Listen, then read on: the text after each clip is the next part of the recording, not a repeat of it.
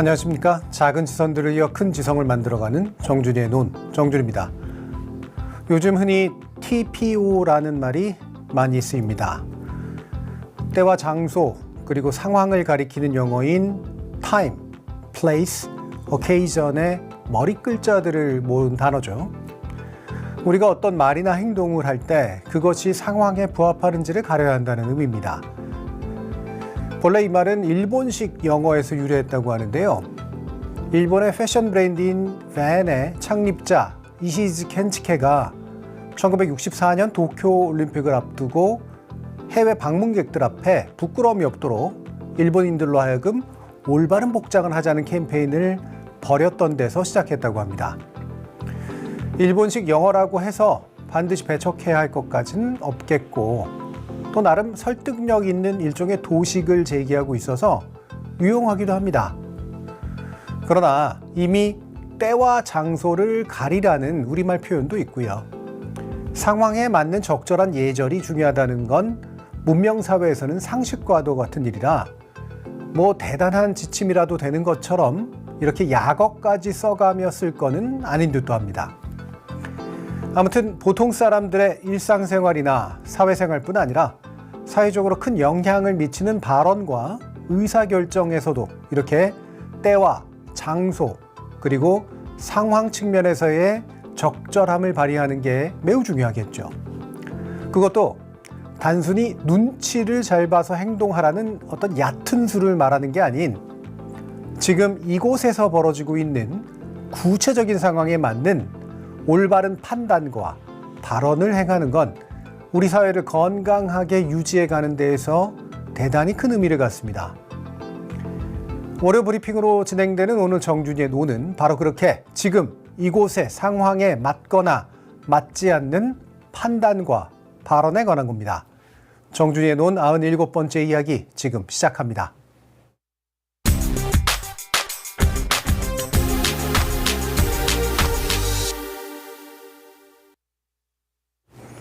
오늘 포석에서 이 첫 번째 돌이 가장 큰 자리를 차지하게 될 것 같은데요. 국민의힘에서 일어나고 있는 일련의 사건들에 관련돼서입니다. 지금 국민의힘에서 벌어지고 있는 일들을 보면 모두가 하나같이 절박합니다. 실제로도 어마어마한 정치적 무게를 갖는 사건들이 계속 터지고 있으니 정치적으로 큰 구조적 위기에 처한 이 정당으로서는 세고 절박하고 위태위태하기까지 한 발언과 행동들이 계속될 수밖에 없겠죠. 그런데 그 위중함이 문제가 아니라 그런 위중함에 대한 이들의 반응의 방향이 문제입니다. 지금 이곳에서 그들이 처해 있는 상황에 영 들어맞지 않는 것 같아서 말이죠. 자, 먼저 국민의힘 중앙윤리위원회는 한동훈 전 대표가 가족 등을 동원해서 당원 게시판에 윤석열과 김건희를 비방하는 글을 올렸다는 이유로 지난 1월 14일에 제명을 결정한 바 있습니다. 윤석열, 김건희 부부에게 지킨 명예 같은 것이 남아있는지 솔직히 잘 모르겠습니다만, 참고로 이 결정은 정당이 할 수 있는 최고 수위의 징계입니다. 요컨대 자신들이 전당대회를 통해 선출했던 전직 당대표를 최고 수위의 징계 조치를 통해서 내쫓겠다는 결정을 한 셈이죠. 이 자체로 보자면 무척 위중하고 절박한 판단을 내린 건데 어쩐지 그걸 바라보는 시민들은 시큰둥한 느낌입니다. 한동훈 전 대표는 이미 최고위원 사퇴 등의 압박을 통해서 결국 총선 패배의 책임을 지고 스스로 그 자리에서 물러날 수밖에 없었고, 이번에는 윤리위원회 징계를 통해 제명이라는 수단까지 최종적으로 동원한 거죠. 이와 내용적으로 보나 절차적으로 보나 매우 유사한 종류의 방법이 이준석 전 당대표, 현 개혁신당 대표에게도 적용되었던 바 있어서 이름은 비록 자주 바꾸지만 뼈대로는 유서 깊은 이 정당이 이제 새로운 전통을 세워가고 있는 게 아닌가 싶을 정도입니다. 하긴 전당대회로 뽑힌 대통령 후보를 하룻밤에 갈아치우는 데에서 만약에 법원의 제지가 없었다면 거의 성공할 뻔했던 정당이고요. 또 당대표 출마 후보자를 억지로 주저앉힌 채 특정 종교 집단을 대거 입당시켜 특정 인물을 당대표에 앉혔다는 혐의를 받고 있고, 그 당대표는 그에 대한 감사의 표시로 김건희에게 비싼 가방도 선물했다는 또 다른 혐의로 수사와 재판의 대상이 되기도 한 그런 정당으로서는 이 정도야 난감할 일도 부끄러울 것도 없겠죠. 국민의힘의 이번 결정은 그런데 여러모로 희한합니다. 이 사안이 문제시되었던 건 벌써 2년 전의 일입니다. 아무리 현직 당대표로 한동훈 씨가 재임하고 있었다고 해도 그때 윤리위원회를 열어 진상 파악을 통한 처리를 했으면 될 일입니다. 왜 이제 와서야 제명이라는 최고 수위의 징계를 했는지 의아할 수밖에 없죠. 다른 한편 당사자인 한동훈 전 대표 역시 딱히 억울해할 일도 아닌 것 같습니다. 당대표 신분으로 본인이 직접 했건 가족을 동원했건 당 게시판에 그런 저열한 비방글을 올렸다는 이번 판단이 정말 조작이라면 정치 보복 운운하지 말고 진작부터 엄밀한 반대 입증을 해갔던 게 맞죠. 스스로 법률가라고 그렇게나 자랑해오지 않았습니까? 그런 일을 벌여서 죄송하다는 게 아니라 걱정을 끼쳐 송구하다고 말함으로써 대충 사과를 대신해 보겠다고 나선 것조차 우습기만 합니다. 그 와중에도 계엄을 막고 당을 지킨 저라는 표현을 쓰고 있는 걸 보면 그 전부터 이미 내보이고 있었던 이 자의식 과잉이 아주 심각한 수준에 이르러 있는 게 아닌가 싶기도 하죠. 자기 당 의원의 대부분은 계엄 해제 의결에 참여하지 않았던 당시 대표가 무슨 계엄을 막고 당을 지켰다는 건가요? 계엄을 막은 건 시민들이고 주저없이 담장을 뛰어넘었던 민주당, 혁신당, 진보당 등의 당시 야당 의원들이었죠. 또 그 당을 지키겠다면서 지금도 굳건히 각자의 자리들을 지키고 있는 건 다른 사람들입니다.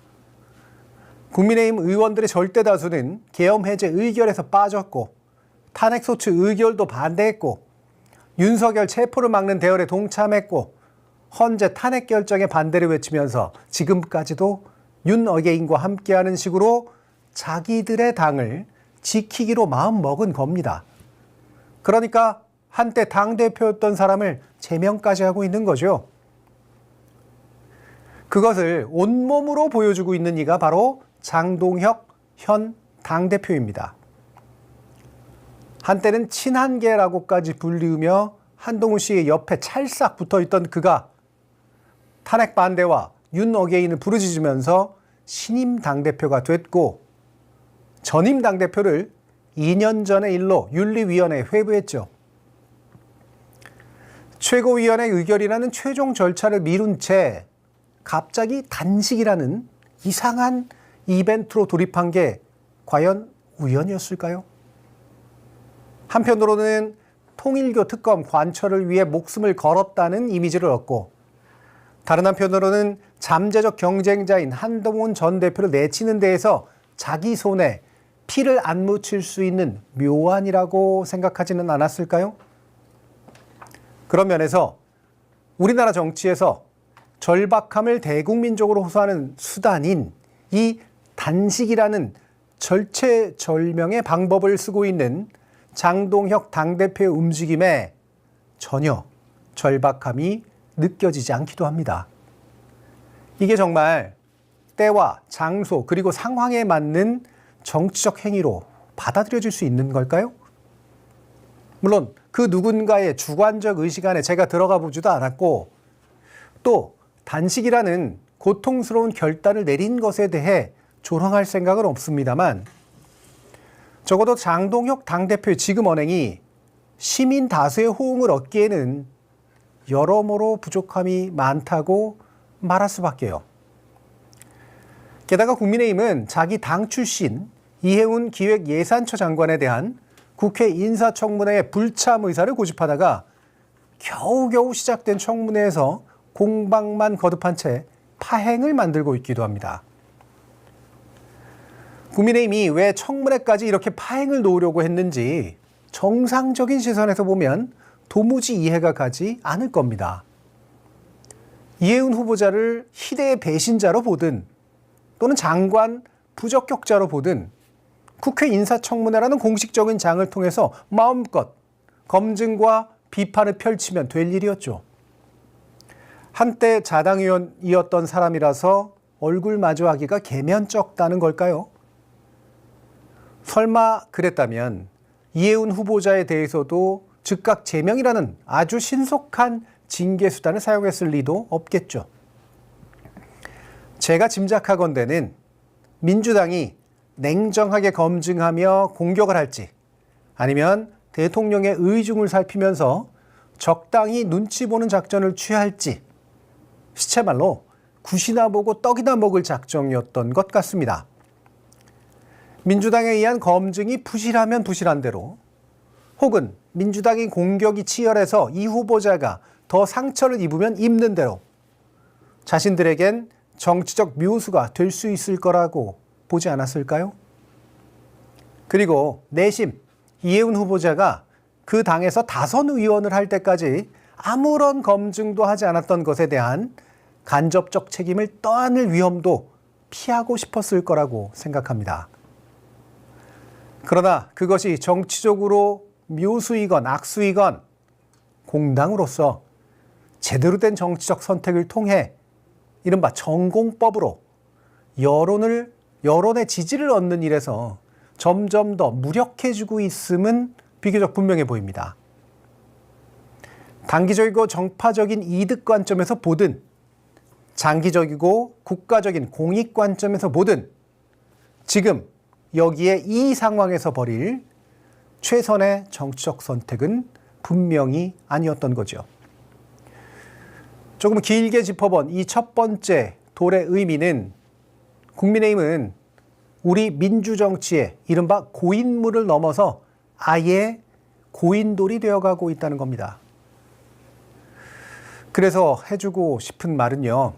아무래도 정치에 처음부터 다시 배워야 할 것 같다는 겁니다.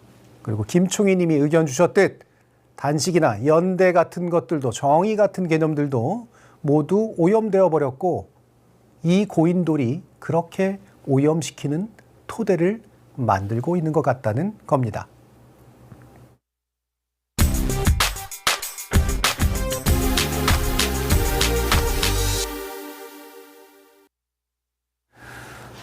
자, 오늘 놓게 될 두 번째 돌은 윤석열 체포방해 1심 결과에 관련해서인데요. 내란 재판에서의 윤석열에 대한 특검의 사형 구형, 그리고 폭동을 선동했다는 혐의로 구속되었던 정광훈 목사 관련 뉴스 외에 아마 지난주에 논객 여러분들을 가장 기대하게 했고 또 달구기도 했던 뉴스일 겁니다. 1월 16일 백대현 재판부는 체포방해 및 직권남용 등의 혐의로 기소된 윤석열에 대해 징역 5년의 실형을 선고했습니다. 특검의 구형량인 징역 10년의 딱 절반입니다. 이런 선고에 이르는 과정에 대한 설명은 참으로 장대했는데 그 결말이 참으로 좀스러워서 많은 분들이 속은 느낌이 들었을 거라고 짐작합니다. 헌법을 수호해야 할 대통령이 국가 권력기관을 사병화하여 법 집행을 방해하고 헌법 절차를 무시한 행위는 비난받아 마땅하다면서 엄중 처벌의 필요성을 강조했던 마당이니 더욱 그랬죠. 윤석열에게 적용됐던 혐의는 공수처의 체포영장 집행을 대통령 경호처 인력을 동원해 저지한 혐의로 특수공무집행방해 혐의, 굉장히 큰 죄입니다. 또 비상계엄 선포 당시에 일부 국무위원을 제외하고 국무회의를 소집해서 이들의 심의 의결권을 침해한 혐의, 직권남용 혐의죠. 그 외에도 허위 계엄 선포문 작성 및 비화폰의 통신기록 삭제 지시 혐의 등이었고요. 이 가운데 대부분 유죄로 인정되어서 이를 통해서 최고 형량으로는 11년 가까이 그리고 최저로는 1년 정도까지 선고받을 수 있었던 조건이었습니다. 특검의 구형량은 보시다시피 징역 10년이었고 최고치에 가까운 것이었지만 법원의 선고 형량인 징역 5년은 중간치에도 못 미치는 것이었습니다. 12.3 비상계엄 선포 당시 일부 국무위원만 소집한 행위, 그리고 사후에 만든 계엄 선포문에 서명한 행위, 적법한 체포영장 집행을 저지한 행위 등을 종합적으로 살펴봤을 때 피고인의 죄질이 매우 좋지 않다고 했던 1심 재판부가 정작 형량 선고에서 감경 사유로 밝혔던 것은 다음의 내용이었습니다. 허위 공문서 작성 등 일부 혐의의 경우 피고인이 적극적으로 주도하거나 확정적인 계획하에 범행했다고는 보기 어렵다. 그리고 특히 형사처벌에 전력이 없는 초범인 점을 피고에게 유리한 방향으로 정상 참작했다고 말한 거죠. 여러분들의 분노 포인트는 바로 여기서 터졌을 겁니다. 흔히 내란도 제법이 있느냐며 울분을 토로하기는 했는데요. 따지고 보면 내란 자체가 초범이냐 아니냐가 아니라 기존의 형사처벌 전력이 없다는 것이어서 법리적으로만 보면 아주 완전히 말이 되지 않는 건 아닙니다. 그럼에도 그것이 여전히 특정인에게 유리하기만 한 법리라는 인상을 준다는 점에서 이번 재판부의 결정은 매우 유감스러울 뿐 아니라 우려스럽기도 합니다. 저는 백대현 재판부의 이번 결정은 이렇게 요약된다고 생각합니다. 계엄이 불법이 아니라는 둥, 공수처의 영장이 원인 무효라는 둥, 법적으로 말도 안 되는 주장을 펼친 언필칭 법조인 출신의 전직 대통령과 그를 비호하는 아주 우스꽝스러운 변호인들 앞에서 판사로서의 자신의 법적 권위가 우위에 서 있음을 자랑하는 한편 결국 5년이냐 10년이냐의 논쟁은 무색하게 만들 형량인 사형이냐 무기냐를 두고 다툴 내란 재판부에게 그 부담을 떠넘긴 재판이었다는 겁니다. 다시 말하자면 판사로서의 법적 권위는 자신이 갖고 양형의 부담은 남에게 넘기는 일종의 체리피킹 재판이었다는 겁니다. 윤석열에 대한 향후 재판의 가늠자가 되는 재판을 수행하면서 윤석열 내란의 무죄 처리 등은 불가능하며 그들이 벌여온 온갖 법리적 주장 등은 수용될 수 없음을 향해서 튼튼한 법적 토대를 놓았다는 점, 그것까지는 높이 평가해 줄 필요는 있겠지만 결국 윤석열을 어떻게든 봐주려면 이러한 법적 방법들이 있다는 걸 다시 한번 먼저 예시해 준 결과물이어서 이 공화국의 한 시민으로서 무척 불쾌합니다. 자, 그런 한편 한겨레가 오늘 사설을 통해서도 지적한 바 있듯 윤석열에 대한 체포를 막아 나섰던 국민의힘 의원들에 대해서는 어떤 정치적 책임을 지워야 하는가의 문제도 중요하게 남습니다. 잘 아시듯 국민의힘 의원 45명은 윤석열에 대한 1차 체포영장 기한이 만료되어서 전 국민이 탄식을 터뜨리던 바로 그날 한남동 대통령 관저 앞에서 체포 반대 시위를 벌인 바 있죠. 지금의 장동혁 대표, 송원석 원내대표 등 현 국민의힘 지도부 대부분이 참석했습니다. 2차 체포영장 집행 때도 30명이 영장 집행은 불법이라면서 한남동으로 갔죠. 비록 이 두 번 모두 이들은 몸으로 막아 나서지 않아서 사법적 책임은 피해갔을지 모르겠지만 정치적 책임은 도저히 피할 수는 없습니다. 아마도 내란 재판에서도 그러겠지만 이번 재판 역시 대법원의 확정 판결이 나올 때까지는 이들은 버틸 때고 그때쯤이면 국민들이 기억을 하지 못할 것만 기대하고 있겠죠. 바로 여기서도 국민의힘이라는 정당은 때와 장소를 가리지도 못하고 상황이 뭔지 이해하고 있지도 못합니다. 이렇게 놓은 두 번째 돌의 의미는 법관이든 정당이든 참으로 시대 정신을 읽지도 못하고 이 시점에 적합한 결정을 내리지 못한다는 겁니다. 그러니 이 말을 전해야겠습니다. 우리는 잊지 않을 겁니다. 그리고 끝까지 모든 종류의 책임을 물을 겁니다.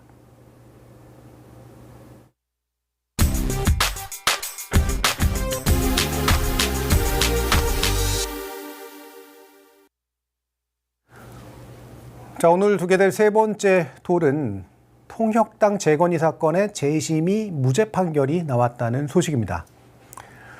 최근 사법부 그리고 재판, 법조계 등에 관련된 뉴스는 매번 실망을 거듭하게 하지만 그래도 가끔은 바람직한 뉴스가 나오기도 합니다. 오늘 나온 통혁당 재건이 사건 재심 무죄 결정이 바로 그 사례인데요. 박정희 정권 시절 통일혁명당 재건이 사건으로 사형을 당한 고 강을성 씨가 사형 집행 50년 만에 비로소 무죄를 인정받은 거죠. 1974년 육군 보안사령부에 의해 북한 지령을 받고 통혁당을 재건하려고 했다는 혐의로 붙잡혔던 강을성 씨는 다른 몇몇 동료들과 함께 사형을 선고받아서 1976년에 형장의 이슬로 사라졌습니다. 이 통혁당 재건이 사건은 1968년에 있었던 남한의 공산주의 혁명을 목표로 지하당을 조직했다고 알려진 통혁당 사건과의 연결점이 사실은 제대로 확인되지도 않았고, 그래서 대표적인 공안 조작 사건으로 꼽힙니다. 자, 그리고요, 강을성 씨를 당시 수사했던 보안사령부는 전두환이 거점을 삼아서 쿠데타와 권력 획득을 꾀하게 했던 그 부대이고요. 민주화 이후에는 민간인 사찰 사건 등으로 해체되어서 결국 정치 중립을 표방하며 기무사로 이름을 바꾼 바도 있죠. 그러다가 또 박근혜 탄핵 당시 계엄령 검토 문건 논란으로 다시 한번 해체됩니다. 그래서 안보지원사로 이름을 바꿨다가 윤석열 정부가 들어서면서 방첩사로 재구성됐습니다. 그리고 그 방첩사가 다시 또 이번 내란에 주축이 된 겁니다. 보안사에서 시작돼서 방첩사로 이어졌던 이들 부대는 여러분들이 살펴보셨듯 권위주의 정부 그리고 민주화 이후로도 권위주의의 끈을 절대로 놓지 않았던 모든 정부들에게 연관되어 있었던 아주 문제 많은 부대였다고 할 수가 있겠습니다. 남북 간의 긴장 상태를 빌미로 만들어진 군 내부에 이 권력 집단은 스스로 권력이 되기도 하고 권력의 하수인이 되기도 하면서 몇 번이나 이름을 바꿔가며 결국 그 명맥을 유지해 왔지만 이번 내란 사태에 연루되면서 이제 완전히 해체될 지경에 처했습니다. 그런데 이 부대의 퇴장과 함께 사건을 이렇게 조작해내고 내란에 연루되는 그런 이 부대의 불명예도 함께 사라질까요? 그렇지 않을지도 모른다고 우리는 늘 긴장해야 할 겁니다. 이번 재심에서 검찰은 무죄를 구형했고 무죄 판결에 대해 항소까지 포기하며 유족에 사과를 했습니다. 재판부 역시 재심을 결정하고 또 무죄 선고를 내림으로써 과거 권위주의 정부의 충견에 불과했던 과오를 조금이라도 씻어내고자 노력한 면이 있다고 하겠습니다. 하지만 또 이로써 검찰과 사법부의 역사적 책임이 사라지는 걸까요? 이 또한 그렇지 않을 겁니다. 오늘 세 번째 돌의 의미는요. 국가는 결코 스스로 선해지지 않는다는 겁니다. 다만 시민의 의지를 결집한 헌법의 수호를 통해서만 잠시 순치될 수 있을 뿐이라는 것이죠. 그래서 해드리고 싶은 말은요. 윤석열이 재임 당시에 그렇게 입버릇처럼 내뱉던 말, 자유. 지금 극우라고도 부르기 어려운 윤어게인 세력이 맨날 입에 올리는 그 자유. 그것은 국가 권력이 언제든 우리의 목숨과 안전을 위협할 수 있기에 우리가 헌법을 무기로 우리의 자유를 지켜야 한다는 것에 정확히 배반되는 말입니다. 그러니 이렇게 말하고 싶습니다. 자유를 욕되이 부르지 말라고요.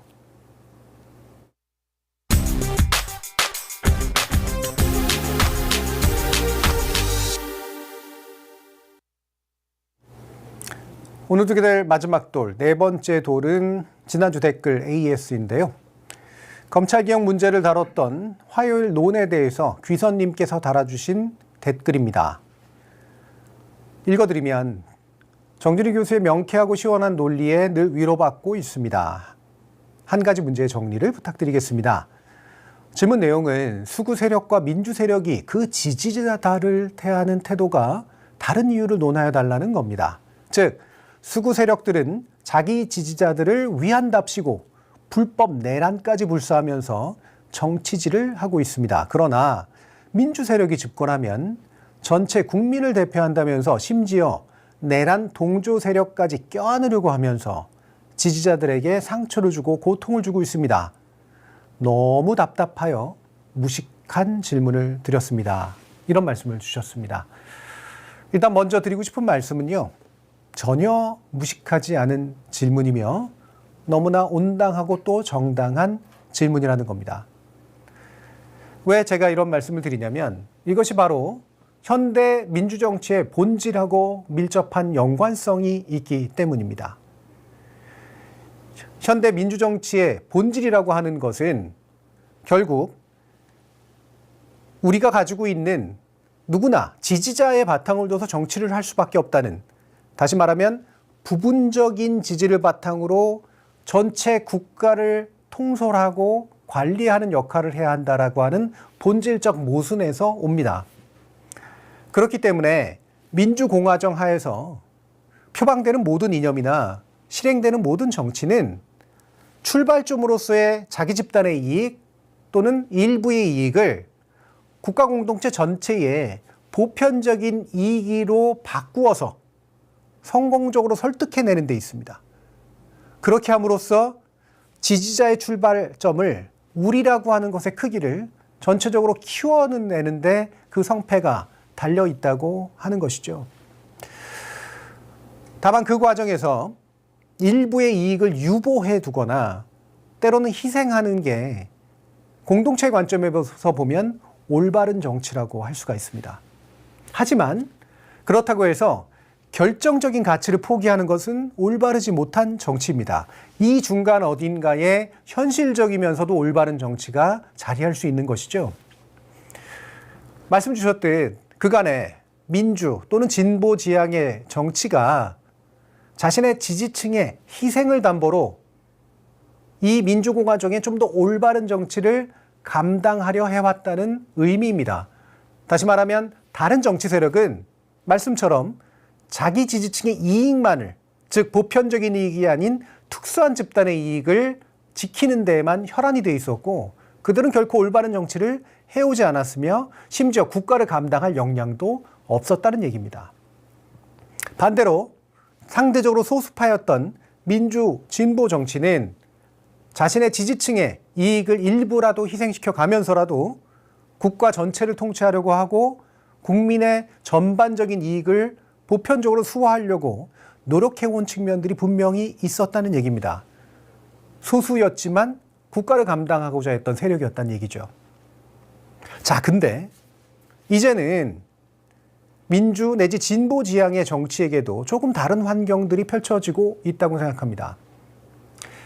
민주의 기치 아래, 민주가 내걸고자 하는 민주적 가치 아래에서 보수와 진보의 경쟁적 가치를 어떻게 보편화하는가가, 즉 그 능력이 훨씬 더 중요해진 상황으로 이동해주고 있다는 겁니다. 그 얘기는 뭐냐면 자신의 지지층의 가치를 포기하지 않으면서 좀 더 어려워 보이는 정치인, 그것이 국민 일반에게 대단히 이득이 될 수 있는 정치다라고 하는 것들을 먼저 설득하기 위해 노력해야 된다는 겁니다. 이 설득을 포기한 채 일부를 떼어주는 방식으로 정치를 하는 것은 이제 더 이상 소수파가 아닌 민주 진보 지향의 정치가 해야 될 일은 아니라고 저는 생각을 합니다. 따라서 지금 던져주셨던 질문은 바로 우리 민주정치가 안고 있는 본질적인 한계와 약점 내지 그럼에도 불구하고 올바른 정치를 구현하고자 했던 의지를 보여주는 것이고요. 대신에 이제는 과거와 같은 일방적 희생 위주의 정치와는 다른 종류의 좀 더 어려운 정치를 수행해낼 필요가 있게 되었다라고 하는 겁니다. 그래서 해드리고 싶은 말은요. 보편적 가치로 바꾸어내기 위한 정치인을 비롯한 우리 시민 자신의 또 다른 정치가 대단히 중요하다는 겁니다. 그리고 그것이 바로 시대 정신이라는 겁니다.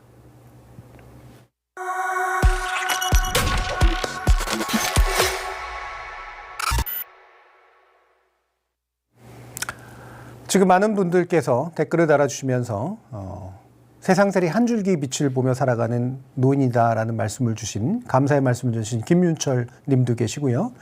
SD님은 국민 주권자들은 EQ, IQ가 매우 높다라는 말씀을 주셨습니다. 충분히 동의하는 말입니다. 그리고 모두 같은 마음이다. 저도 답답합니다라고 바로크님께서 말씀 주셨고 원FA님께서는 협치, 선의, 탕평, 통합, 양비론 등은 민주정의 최선의 가치가 아니다. 독이 될 수 있다라고 하는 말씀도 주셨습니다. 그리고 어떻게 생겼나요? 님께서 논이 없어지나요? 설마 겸손해서 그럴 리가요? 라고 말씀을 주셨는데요. 충분히 가지실 수 있는 의문이고요. 너무 불안하지 않게 해드리기 위해 노력하겠다라는 말씀으로 일단 전달드립니다. 자, 오늘 제가 말씀드렸던 것처럼 때와 장소를 가리고 상황을 인지하여 대처하는 능력은 고급한 지적 역량을 갖춰야지만 가능하기도 하나 또한 다른 이들이 나와 같은 인간이라는 점을 늘 잊지 않으면서 행동하려는 공감력을 키움으로써만 또 가능합니다. 어쩌면 그 공감력이 오히려 더 바탕에 있는 것이고 지적 역량이라고 불릴 수 있는 것은 이런 공감이 자칫 잘못해서 하향 평준화로 가게 하지 않고 상향 평준화로 향하도록 이끄는 일종의 보조적 견인차라고 할 수 있겠죠. 평범한 사람들은 그런 공감력을 갖추고 있다고 저는 믿습니다. 그리고 이제 그 평범한 사람들의 지적 역량이 우리를 더 이상 저열한 공모나 부패로 향하게 하기보다 더 고등한 수준의 협력과 개선으로 향하도록 대폭 성장해 왔다고 저는 봅니다. 그러나 스스로의 지적 역량이 남들보다 우월하다고 자만해왔던 그 높으신 양반들은 애초에 평균 수준의 공감력조차 갖추지 못했기 때문에 그 주위를 갈 수 있었고요. 이제는 지적 역량조차 하향을 거듭하면서 점점 더 저열해지고 있다고 볼 만한 여러 증거들이 나오고 있는 것 같습니다. 때와 장소, 상황에 어울리는 정치를 가능케 하는 것은 더 이상 그들이 획득해서 지키고자 하는 지위나 기득권이 아니라 우리 시민이 갖고 있는 평균적 공감력과 지적 역량을 전폭적으로 신뢰하는 데에서 새로 시작할 거라고 저는 믿습니다. 정준이의 논 97번째 이야기는 여기까지입니다. 오늘 꾸실 꿈이 위로가 되고 내일 맞을 아침이 용기를 주길 바랍니다.